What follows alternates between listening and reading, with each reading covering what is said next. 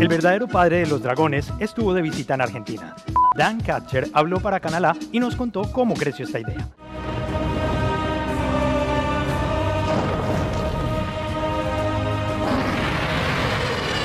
I'm still trying to wrap my head around it. I come and I sign these autographs and I'm doing this thing and it's surreal to me. This trip is not what I expected. I thought, oh, a couple of people, who cares about silly fantasy dragons? Even if it is the biggest show in the world, I figured the only thing people really cared about was, you know, if they got to meet Emilia Clarke or Kit Harington. So it was nice that I even got a little bit of a taste of what they get. It was fun, I've enjoyed it, but it's a surreal experience.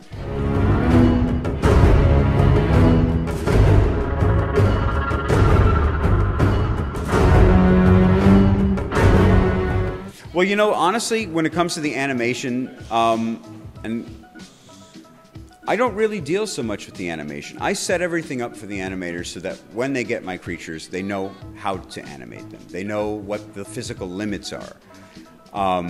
They know how they're going to fly. And I set up poses and I show them like how it's going to land on a castle, how it's meant to take off, where the fire comes from. But just like our own children, you know, we pack their school bags, we pack their lunches, we send them out the door to school, and once they're out of our hands, they're living their own lives, and my dragons are no different. Once they leave my studio, they go to the animators, and at that point, they become the animators' children, and they put their love into the dragons, and the renderers put their love into the dragons, and it's different companies too, because it goes to Pixamondo. The dragons go to many different firms.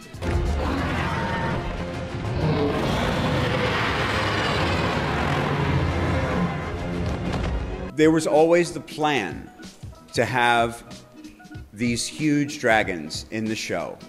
But you have to remember, like, so when I'm starting on them and I'm making them as babies, I was on a show, Terra Nova, that I thought was going to be a huge, big deal. And it turned out to go one season and then done.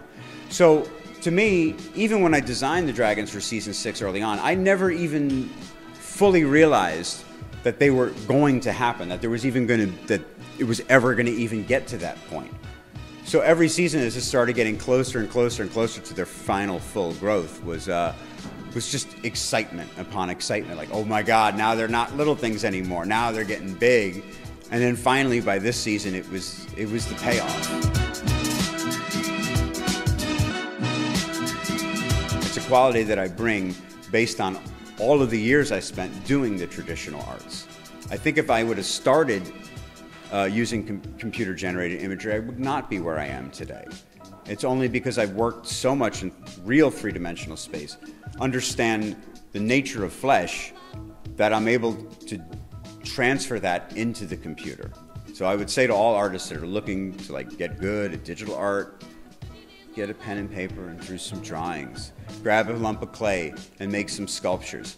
And when you get pretty good at that, pick up a digital pen, pick up a Wacom pen, get a copy of ZBrush and just start sculpting, or get Photoshop and start painting.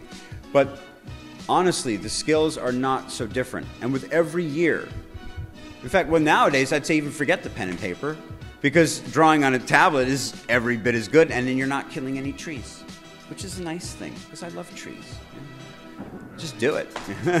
Este trabajo le valió el reconocimiento en los premios Emmy por 3 temporadas consecutivas. Además, fue su plataforma para trabajar en series como The Flash, Legends of Tomorrow y Supergirl. Donde está la cultura, está Canal.